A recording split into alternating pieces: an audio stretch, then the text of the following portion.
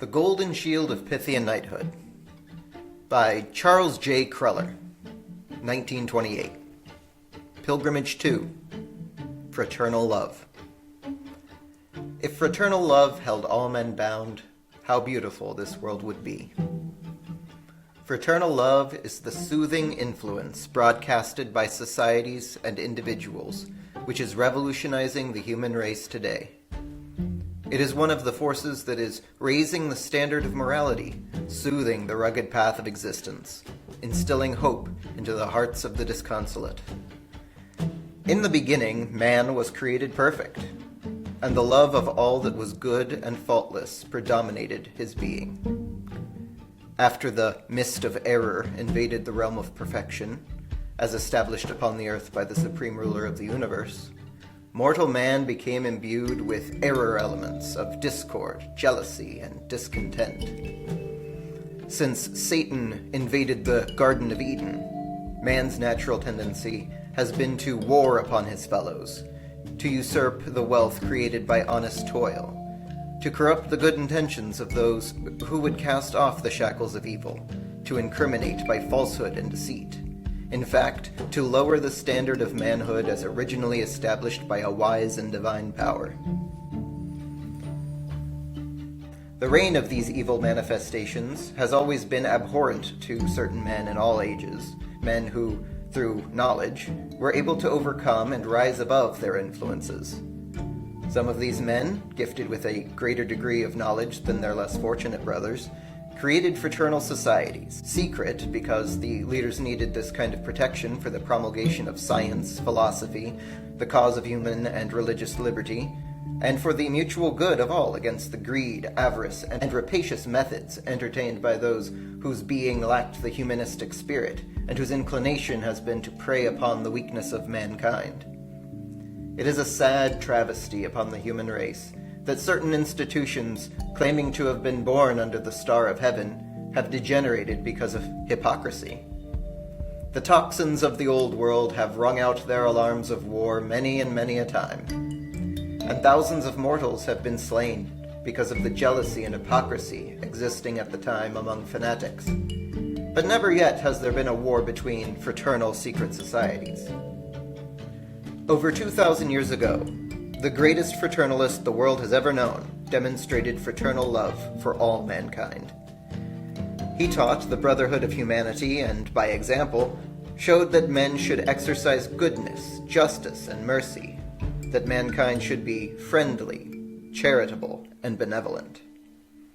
The priesthood caused this man to be crucified because his creed of the brotherhood of man was destroying its influence upon the people.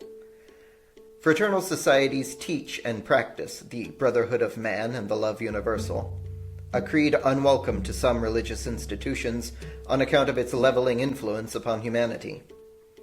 The foundations of fraternal societies are built upon the rock of brotherly love, the love that meets emergencies, sweeps aside class distinction, and brings sunshine and gladness to the heart that suffers.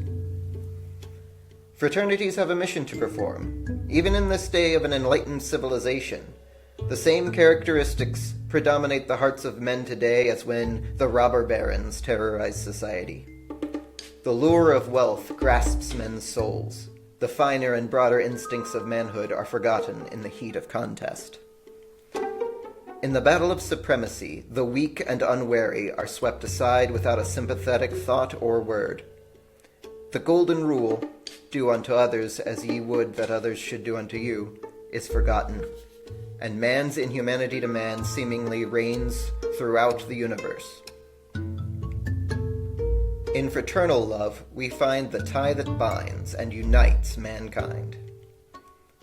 From it comes the inspirational force that labors incessantly for the protection of the home, so determinedly for the preservation of the human race, so strenuously for the uplift and betterment of humanity. It is the sentiment of fraternal love which gives faith and confidence, and engenders the greatest and warmest friendships between men. On it is based the future hope of mankind, the brotherhood of nations, the perpetuation of the civilization of the future. Knowing and realizing this, men should let fraternal love abound and exercise it in their daily lives. Justice Henry Rathbone, possessing the knowledge of the ages, imbued with the true attributes of God, having brotherly love and the desire to relieve suffering humanity, at one of the most critical stages in the history of the United States, gave to the world a fraternal society that promises much to the human race. The work of Pythian Knighthood commends itself to all mankind, because it is an unselfish work of love. The doctrine of fraternal love is so instilled into the hearts of Pythian Knights that it radiates their being, and its effulgent rays cast their reflections upon the walls of nearly 7,000 castles. Within the mystic circles of Pythianism are gathered men of varied religious faiths and opinions, as well as men of no creeds, yet all are laboring for the same result: the elevation, the happiness, the betterment of mankind. Were the members of this great fraternity not imbued with the spirit of fraternal love, their efforts would not be crowned with the beautiful success now theirs. Each is a light unto the other, and all stand ready to do all and to dare all for the cause of humanity. It is the teaching and practice of fraternal love and the endeavor to humanize mankind that popularizes the fraternal societies. A religion that lifts mankind above the sordid interests of self and unselfishly promotes the interests of humanity. The purpose to help others is the cardinal tenet in the Pythian Creed. The timely offer of friendship, the molding influence of charity, and the benevolent disposition to promote the moral well-being of man. If we define fraternal love, we find that fraternal means of pertaining to or befitting our brothers, like brothers. And to love, we give the higher meaning as expressed in the Gospel by St. Paul. The combination of the two words gives us the most wonderful phrase in our language. What a beautiful invitation to hold out to mankind, and what a blessing it would be if the golden chain of fraternal love held all men bound.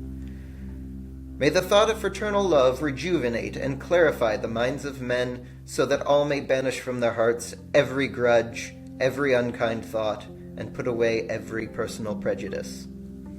By doing this, we can let in the sunshine of happiness and love. No one ever gains anything by bearing malice, by holding untrue thoughts. It is only by reflecting the good and the true that we are able to rise above self and realize the full, the perfect God idea of fraternal love. In laboring for the elevation, the betterment, the happiness of mankind, men become better fraternalists, and with broader views, wider vision, march onward and upward, with truth emblazoned upon their consciousness and their hearts overflowing with fraternal love.